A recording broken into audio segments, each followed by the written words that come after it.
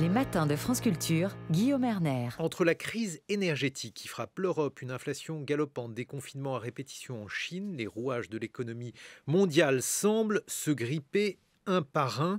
Pour étudier ces différentes questions, nous sommes en compagnie de deux grands économistes, je l'ai dit, Olivier Blanchard, professeur émérite au MIT, ancien chef économiste du FMI, Jean Tirole, prix Nobel d'économie en 2014, fondateur de la Toulouse School of Economics. Bonjour messieurs, merci d'être ici dans ce studio. Vous faites paraître aux Presses universitaires de France un livre intitulé Les grands défis économiques. C'est un ouvrage qui présente les conclusions d'un rapport commandé par Emmanuel Macron en 2020. Vous y évoquez 3 défis structurels: la lutte contre le dérèglement climatique, l'accroissement des inégalités et l'évolution démographique, notamment le vieillissement. On va reparler de ces thèmes, mais j'aimerais tout d'abord votre sentiment sur une situation, la situation qui est la nôtre, une sorte de rupture qui est en train de s'installer.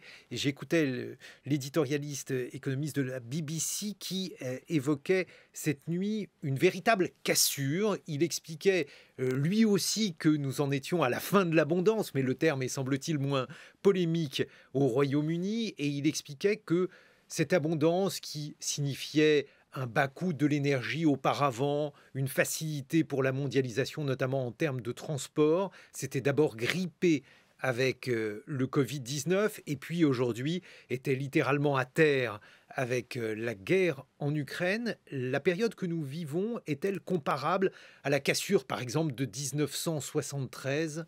Olivier Blanchard. Merci de m'avoir invité, de nous avoir invités. La question est en effet une question centrale. Il y a des gens qui sont très très inquiets, des gens qui sont moins inquiets. Je fais partie des gens qui sont moins inquiets. Il me semble que l'expression « fin de l'abondance », par exemple, est une expression un peu exagérée. Parce que je crois qu'on est très frappé par ce qui se passe dans le moment. Donc si on regarde ce qui se passe dans le moment, bon, c'est vrai que les taux d'intérêt augmentent un peu. Alors on se demande est-ce qu'ils vont rester plus élevés pour toujours, qui était une des remarques du président Macron.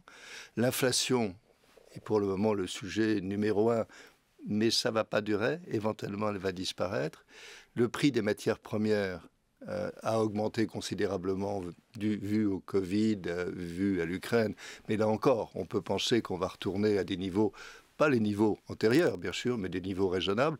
Donc, si on regarde au-delà de l'horizon, il me semble qu'on retourne à quelque chose d'un peu différent de ce qu'on avait autrefois, mais je ne vois pas une cassure au sens où vous l'avez exprimé. Alors, bien sûr, il y a des problèmes à moyen terme, le réchauffement climatique et tout ça, mais ça sont plus des tendances que des cassures. Donc, ça me paraît un peu extrême. On a des problèmes à court terme qu'il faut résoudre, mais ce n'est pas la fin du monde. Encore pas pour le moment la fin du monde. C'est pas la fin, en tout cas, d'un monde, Jean Tirole. C'est pas le début de la fin du monde.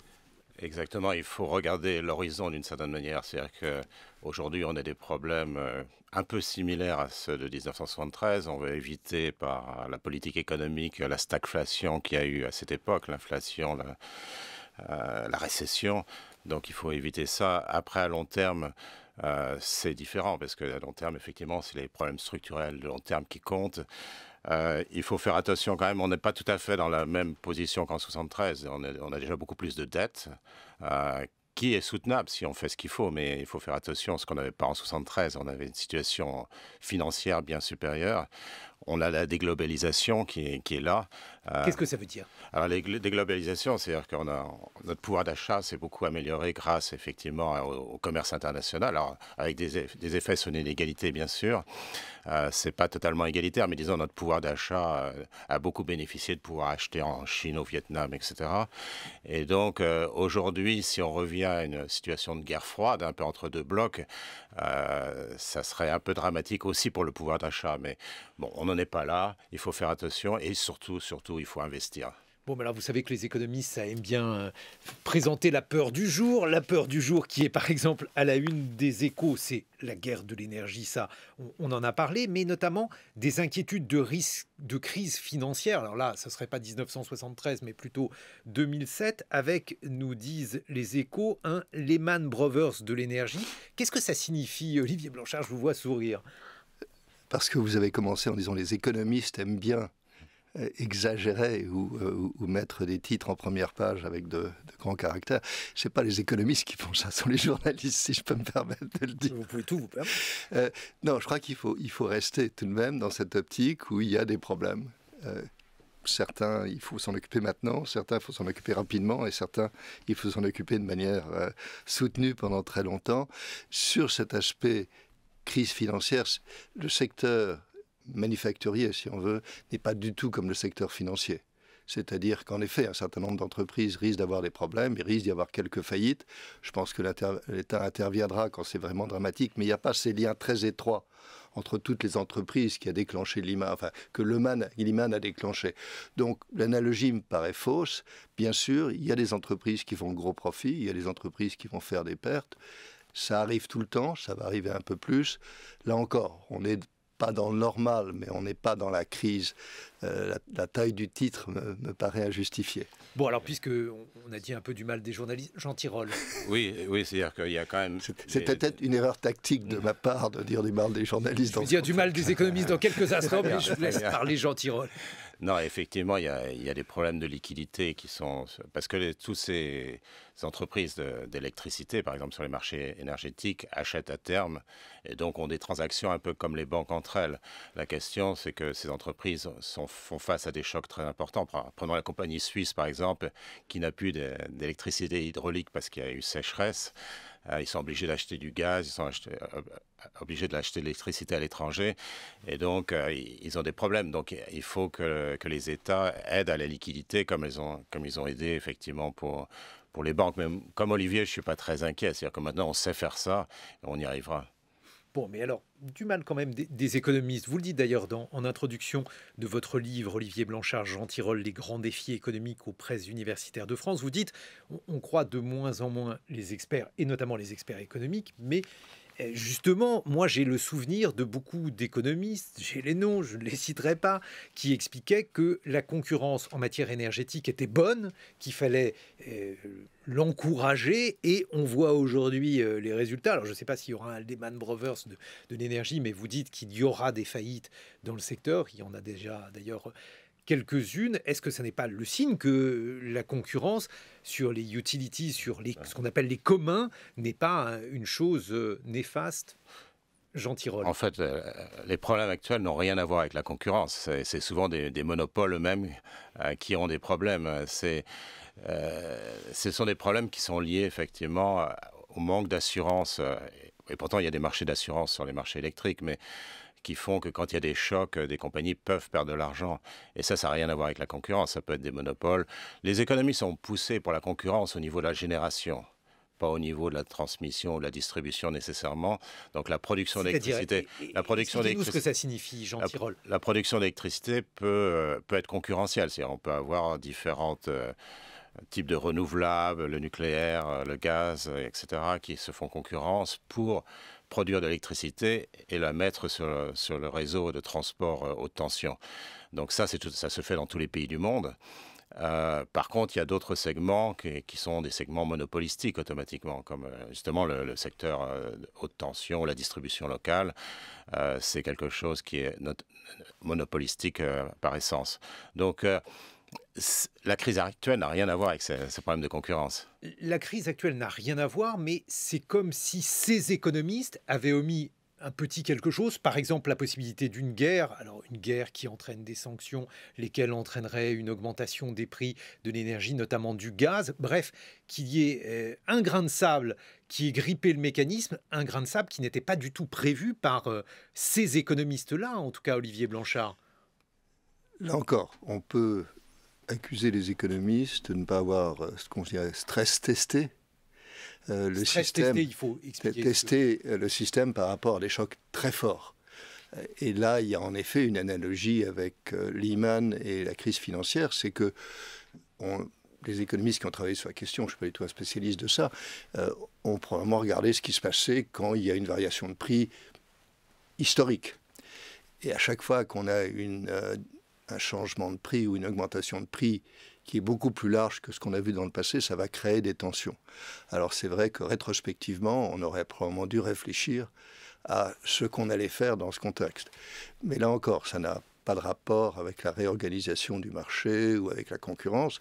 C'est juste que dans l'environnement dans lequel on est, pour toute décision, que ce soit celle-là ou que ce soit d'autres, il faut se dire, voilà ce qui risque de se passer de manière plus probable, de la plus probable, mais en même temps, il peut se passer ça, il peut se passer ça, et dans quelle situation on sera. Les entreprises sont obligées de faire ça. Il faut que l'État ou les institutions publiques fassent la même chose. Même problème, par exemple, pour la dette. En termes de dette, pour le moment, on n'a pas de problème. Mais il faut imaginer des scénarios, peut-être avec des probabilités très faibles, où il se passerait des choses très ennuyeuses et être prêt à réagir. Et là, c'est vrai probablement qu'on est un peu pris au dépourvu. Je laisse Jean parler parce que c'est vraiment le spécialiste de ces questions d'électricité. Jean Tirole. Oui, effectivement, non. Il y a quand même des analogies avec les institutions financières, effectivement, puisque ces compagnies peuvent être endettées. Et l'autre analogie avec les institutions financières, c'est que l'État est derrière, à la hausse comme à la baisse. D'ailleurs, on voit très bien les surprofits des compagnies d'électricité qui sont taxés. Et inversement, si EDF fait faillite, évidemment, l'État interviendra pour revenir. Donc on a des analogies assez fortes, parce que les banques, c'est la même chose. Les banques, dès qu'elles font faillite, l'État a tendance à intervenir, à les sauver. Donc l'État a une certaine responsabilité pour faire ces tests de robustesse par rapport aux chocs qui peuvent se passer. Donc de ce côté-là, je trouve que la une des Échos n'a pas complètement tort, mais je ne suis pas inquiet non plus, comme je le disais. Aujourd'hui, on sait faire et on le fera.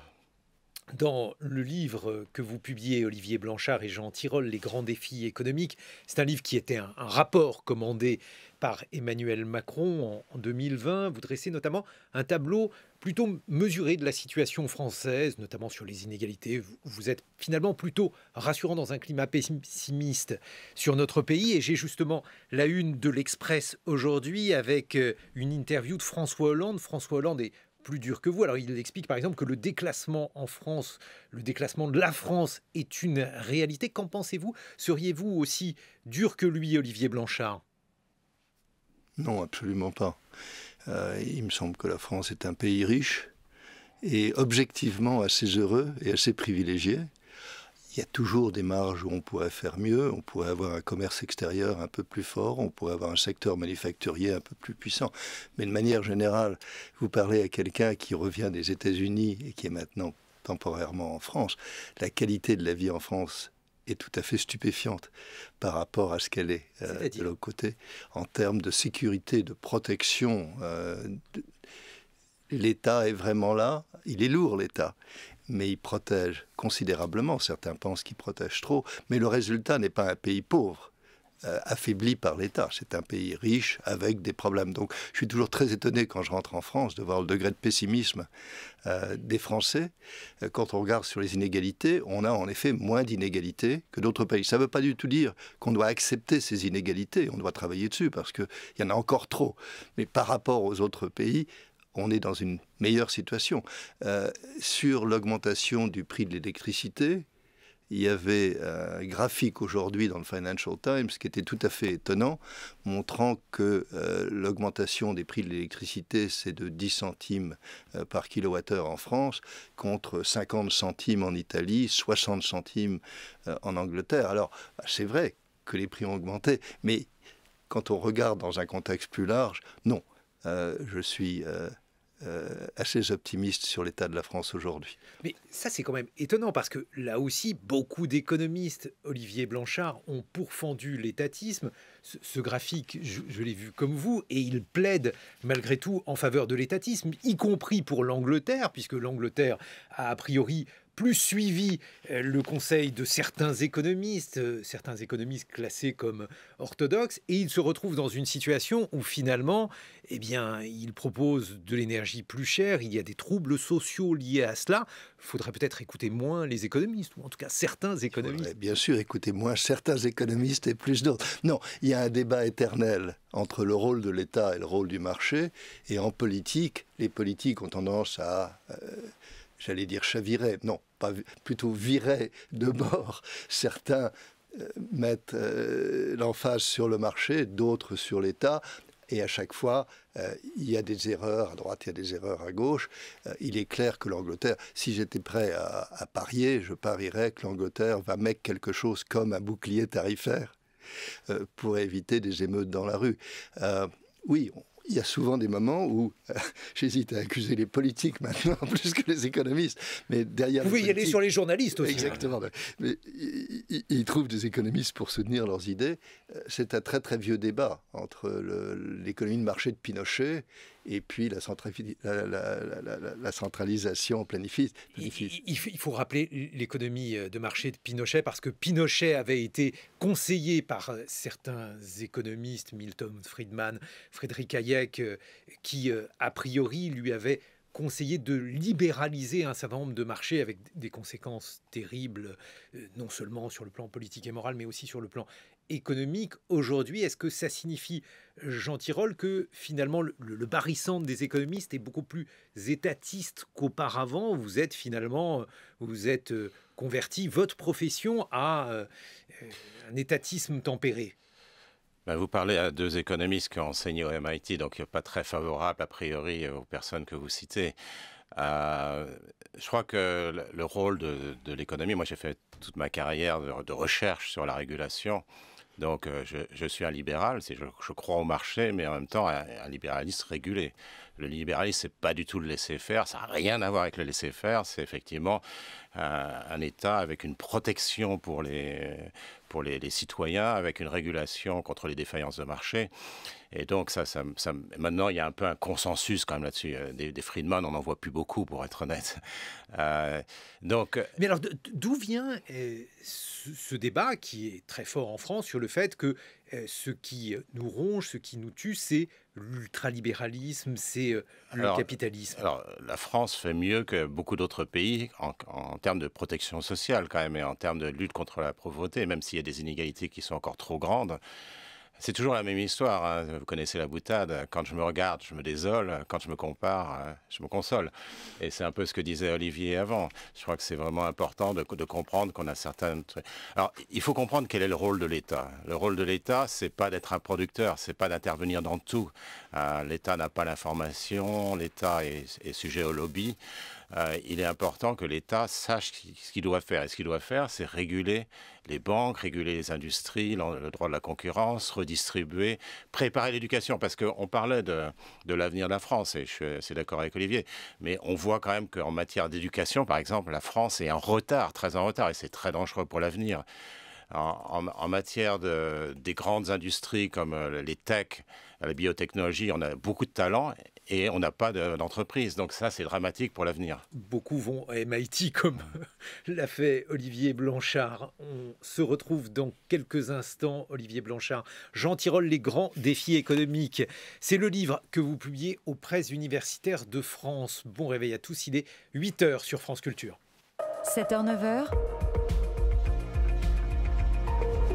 Les matins de France Culture, Guillaume Erner. Alors que l'ombre de la récession plane sur l'économie mondiale, nous sommes en compagnie de deux économistes de renom pour analyser ensemble les grands défis de notre temps, lesquels grands défis donnent le cœur de votre dernier ouvrage publié aux presses universitaires de France, Les grands défis économiques.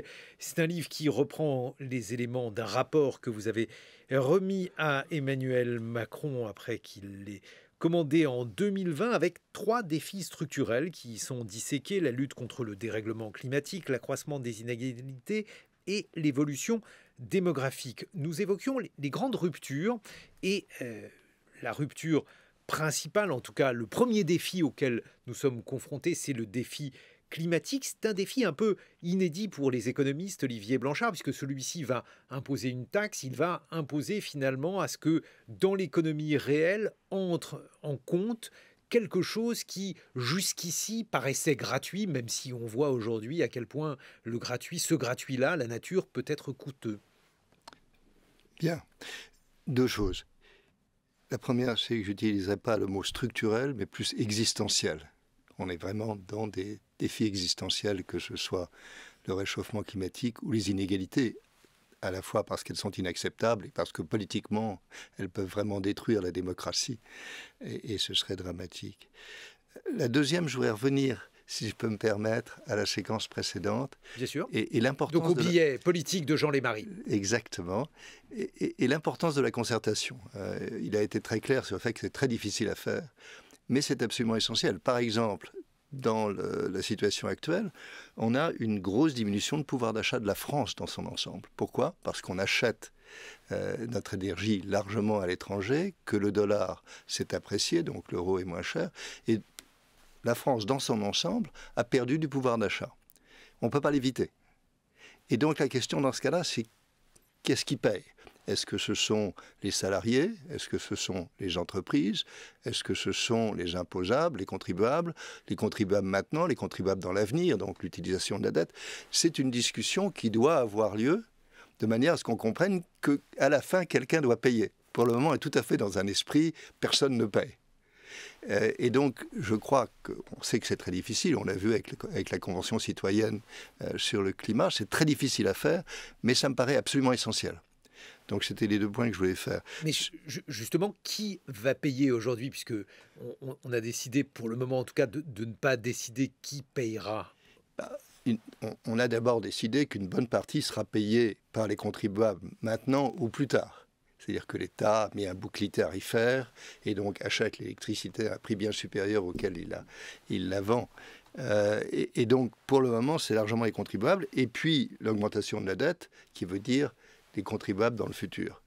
On ne peut pas aller totalement dans cette direction. L'État ne peut pas tout faire. Donc, ça laisse les travailleurs, les entreprises. Et le problème, c'est que chacun des 2 côtés essaie de garder sa part, ce qui est totalement normal. Les entreprises essaient augmentent leur prix pour refléter l'augmentation des coûts. Les salariés se disent on a perdu du pouvoir d'achat, essayons d'augmenter les salaires. Et c'est cette interaction, c'est ce combat entre les 2 qui crée l'inflation. Ce n'est pas une solution, l'inflation. L'inflation, ça ne résout rien du tout. Ça montre d'où vient ce combat entre les 2 côtés. Alors, ce qui se passe, c'est qu'à un moment, l'inflation est trop forte et la Banque centrale réagit en disant on va arrêter tout ça en ralentissant la machine. Et donc, en plus de l'inflation, on se tape soit un ralentissement, soit une récession. La récession fait que tout le monde est plus humble dans ses demandes et on arrive à un nouvel équilibre. C'est tout de même un processus extraordinairement inefficace. On n'a pas besoin de l'inflation, on n'a pas besoin de la récession pour résoudre le problème. Si on pouvait tous s'asseoir et se mettre d'accord, on pourrait éviter tout ça. Donc, ça c'est totalement utopique, mais ça montre l'importance d'une concertation. Qui est-ce qui paiera? L'État, les travailleurs, les entreprises.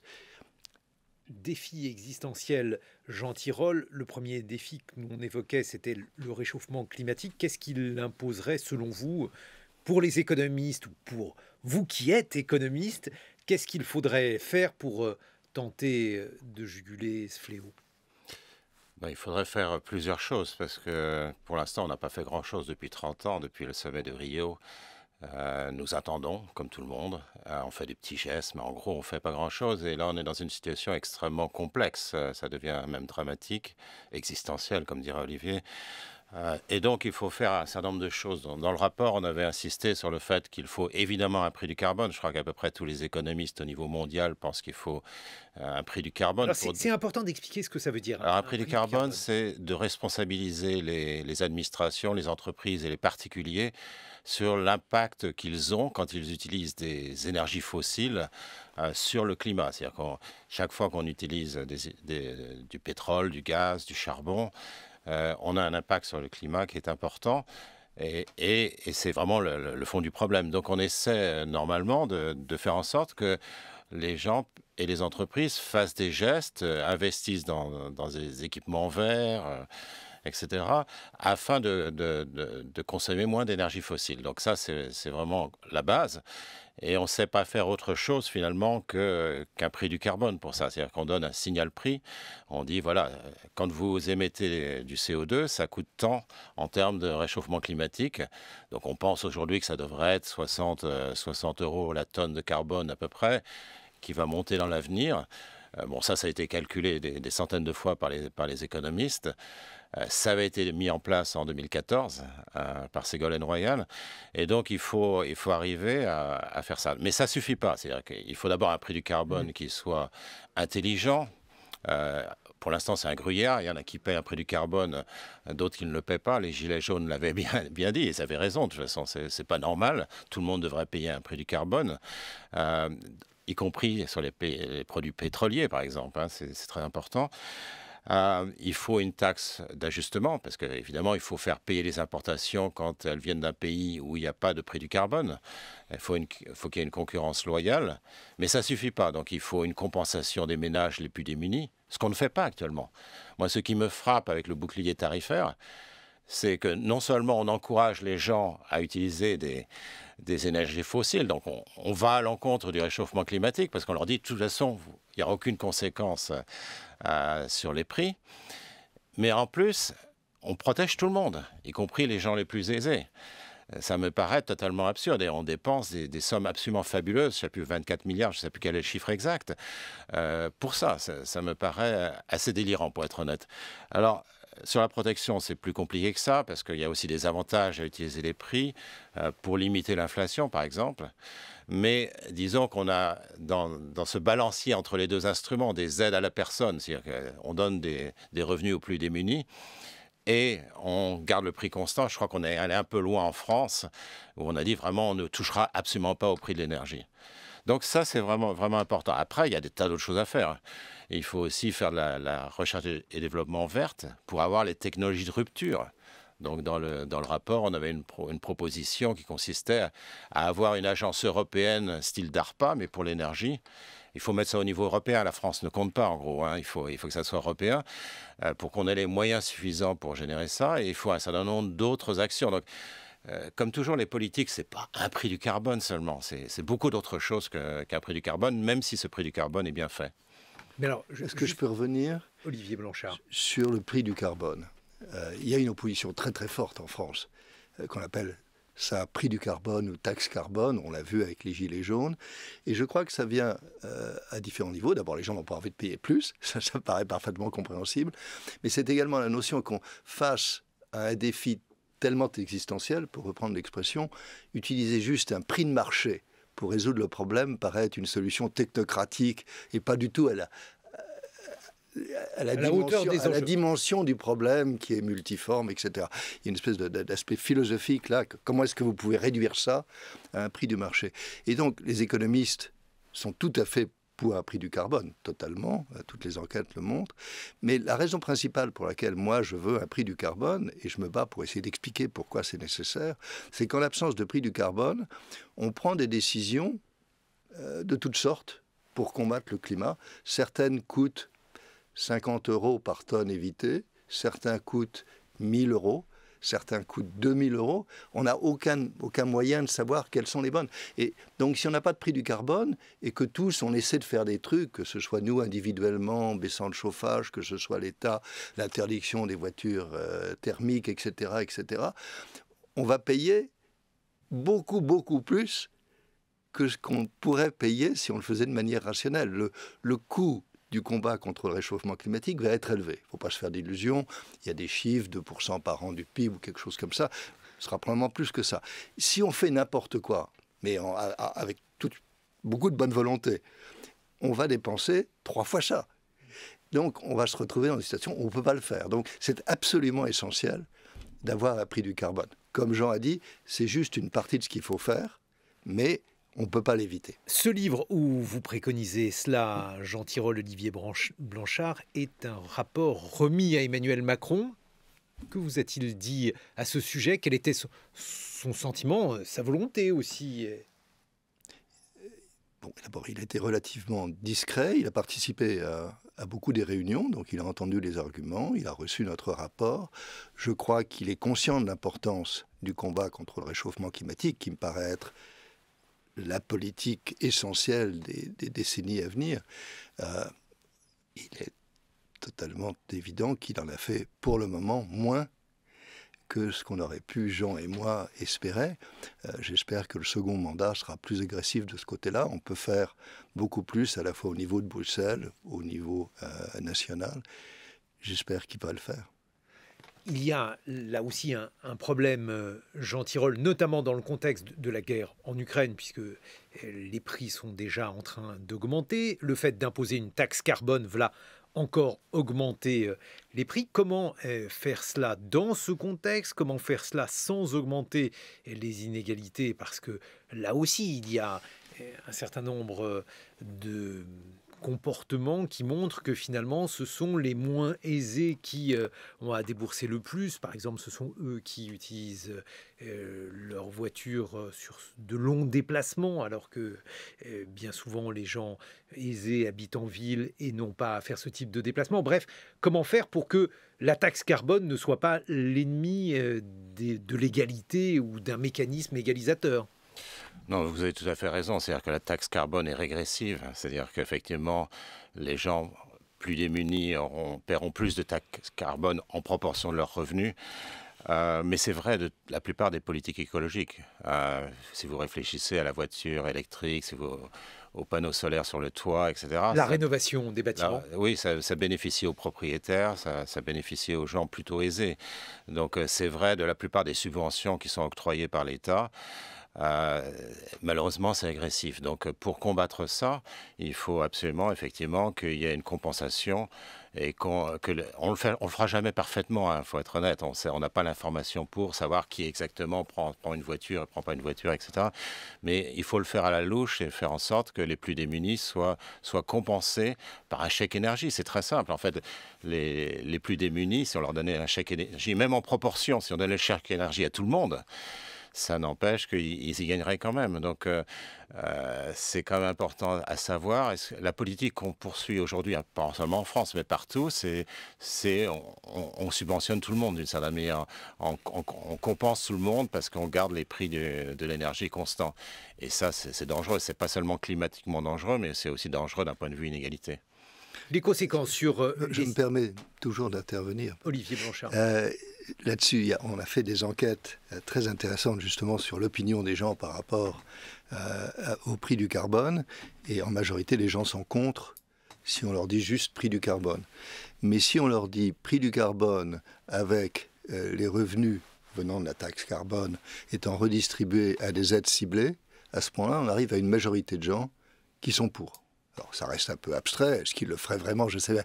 Mais manifestement, c'est très très important de lier les deux. On n'ira nulle part si on n'a pas l'un et l'autre.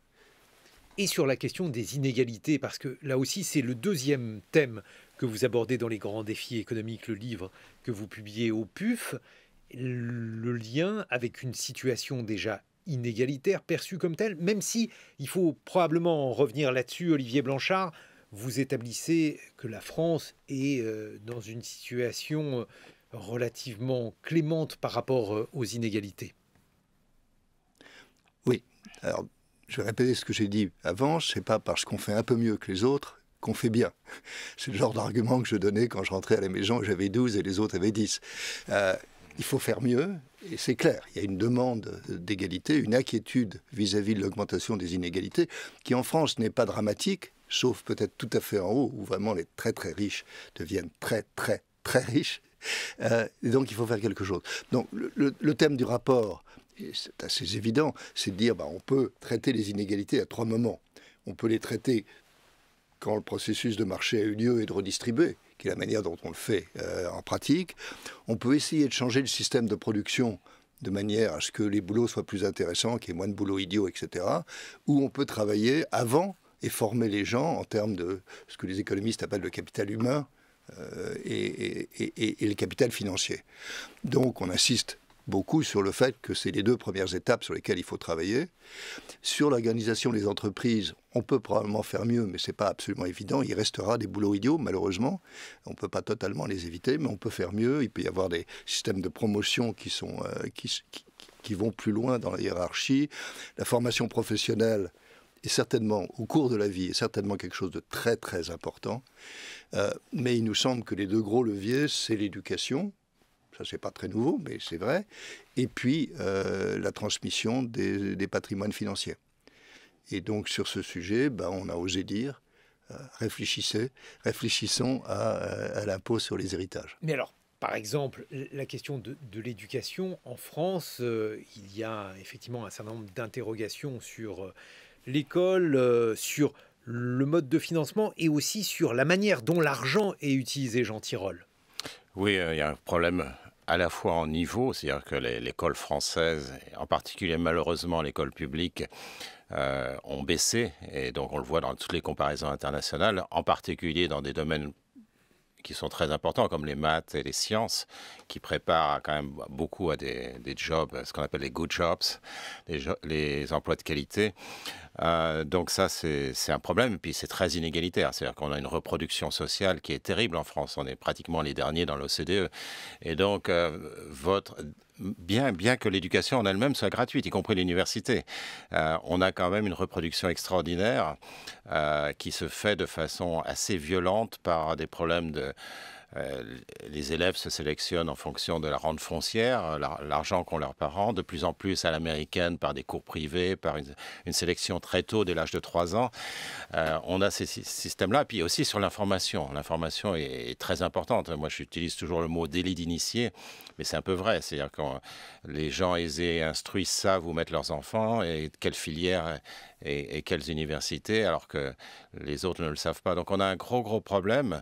Et on sait aujourd'hui que l'éducation est de plus en plus importante. C'est-à-dire que vous avez ce qu'on appelle le college premium. C'est-à-dire que quand vous avez une éducation plus importante, vous avez une prime au point de vue salaire qui est très importante. Et ça, tout le monde ne le sait pas. Et ça va avec des salaires, ça va avec un statut social, et ça va aussi avec un appariement. C'est-à-dire qu'on a aussi un autre phénomène, c'est que les gens qui ont des grands diplômes se marient avec des gens qui ont des diplômes très, très élevés également. Donc ce qui accroît l'inégalité au niveau des parents, mais aussi au niveau des enfants par l'éducation. Donc on a un problème fondamental. Et la question de l'héritage, Olivier Blanchard?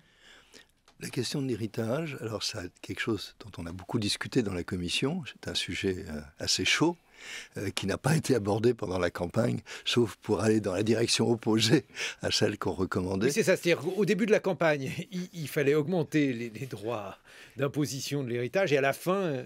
J'ai pas suivi ce grand écart, mais je sais où on était à la fin, et on n'était pas là où je voulais être. Je comprends parfaitement. Les gens ont le sentiment qu'ils ont déjà payé des impôts sur ce qu'ils ont gagné, et pourquoi est-ce qu'ils doivent en repayer de nouveau? Quand on présente ça comme ça, c'est surtout à leur mort. C'est mort. Ouais. J'ai dit c'est mort. Oui.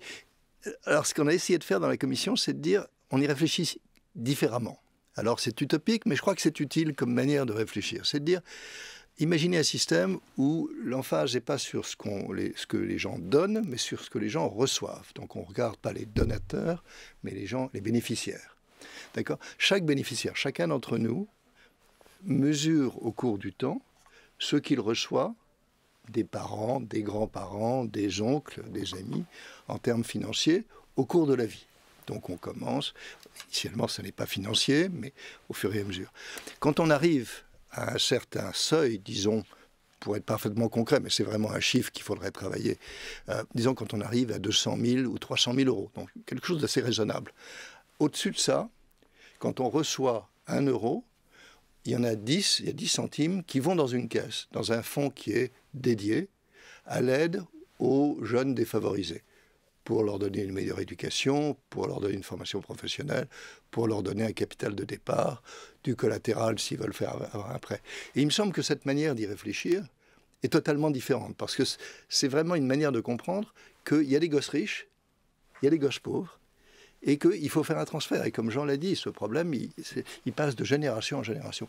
Donc, c'est totalement différent, la manière d'y penser est totalement différente, mais il me semble que c'est une manière de faire comprendre aux gens qu'on peut peut-être faire quelque chose. Appeler ça l'impôt sur les successions, du point de vue marketing, c'est une erreur. Mais appeler ça un transfert, un système de transfert des gens favorisés aux gens défavorisés, on peut trouver un meilleur nom, me paraît une manière d'y réfléchir. Donc on a poussé ça, ça a été nulle part, ça risque d'aller nulle part à court terme, mais ça doit être sur la table.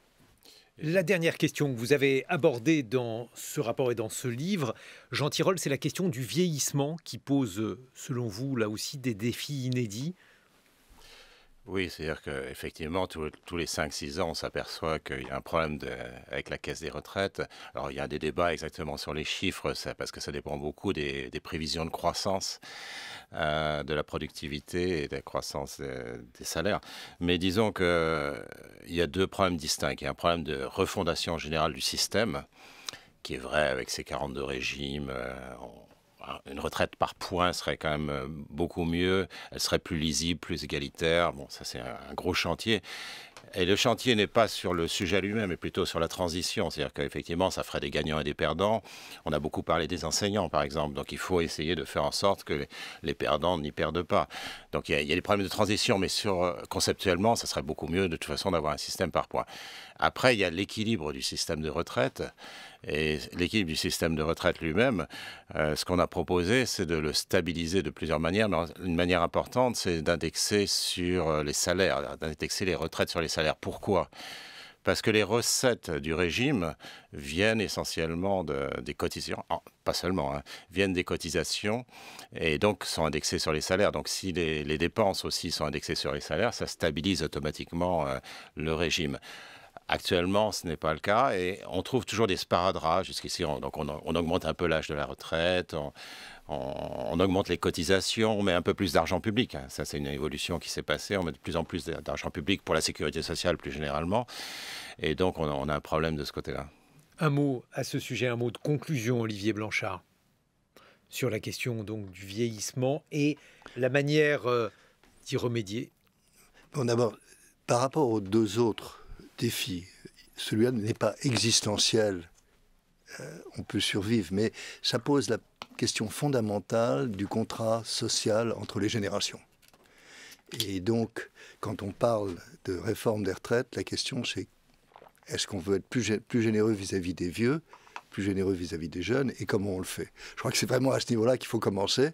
Et puis ensuite, on rentre dans des détails techniques.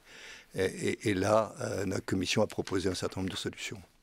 On les retrouve dans l'ouvrage que vous venez de publier aux presses universitaires de France. Olivier Blanchard, Jean Tirole, Les grands défis économiques. Ce livre qui reprend donc les éléments du rapport que vous avez remis à Emmanuel Macron. Merci d'avoir été dans ce studio ce matin.